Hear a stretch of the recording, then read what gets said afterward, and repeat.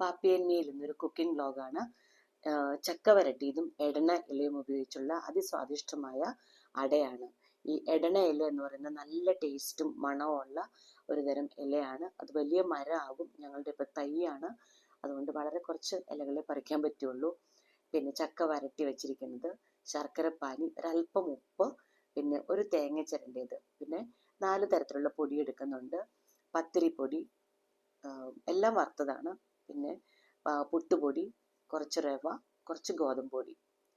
ഇത് ഏത് റേഷ്യോയിൽ എടുത്താലും കുഴപ്പമില്ല. എന്നാലും ഞങ്ങൾ കൂടുതലും അപ്പം പത്തിരിയുടെ പൊടിയാണ് ഉപയോഗിച്ചിരിക്കുന്നത്. ഒരല്പം ഉപ്പ് ചേർത്ത് ഈ പൊടികൾ നന്നായിട്ട് ആദ്യം മിക്സ് ചെയ്യുക. അതിനുശേഷം ഇതിലേക്ക് ചക്ക വരട്ടിയത് ചേർക്കുക. ഒന്ന് മിക്സ് ചെയ്യുക, പതുക്കെ ഒന്ന് മിക്സ് ചെയ്യുക. തേങ്ങ ചേർക്കുക. പിന്നെ അതിലേക്ക് നമ്മൾ ശർക്കര പാനി ഉണ്ടാക്കി വെച്ചിരിക്കുന്ന ശർക്കര പാനി ചേർക്കുക. ഇതിൽ വേറൊരു ഇൻഗ്രീഡിയൻസും ചേർക്കുന്നില്ല, ഏലക്കായ അങ്ങനെ ഒന്നും ചേർക്കുന്നില്ല. അത് വേണമെന്നുള്ളവർക്ക് ചേർക്കാം, പക്ഷെ അതിൻ്റെ ടേസ്റ്റ് അല്പം മാറിപ്പോവും. എടനയിലയുടെ ആ ടേസ്റ്റ് മൊത്തം അതിന് വരില്ല, വേറെ ഒരുപാട് കാര്യങ്ങൾ ചേർത്ത് കഴിഞ്ഞാൽ. ഒരല്പം വെള്ളം ചേർത്തിട്ട് നന്നായിട്ടൊന്ന് കുഴയ്ക്കാം.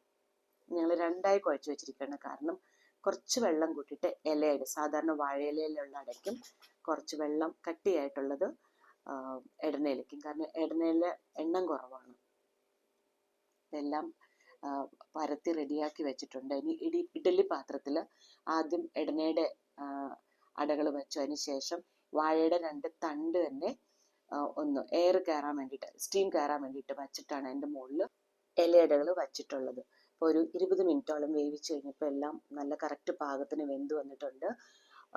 ഇലയടയുണ്ട്, സാധാരണ ഇലയടയുണ്ട്, എടനയുടെ ഇലയുണ്ട്. ഞാൻ ഇഷ്ടപ്പെടുന്നത് എടനയുടെ ഇലയാണ്, കാരണം അതിന് പ്രത്യേക സുഗന്ധവും ടേസ്റ്റുമാണ്.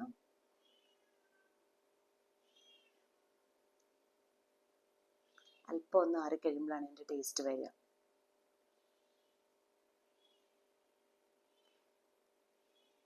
ഈ 4 പൊടി എടുക്കണമെന്നില്ല, നമുക്കൊരു കൈവശം എന്താണോ ഉള്ളത് 1, 2, 3 എടുത്താലും മതി.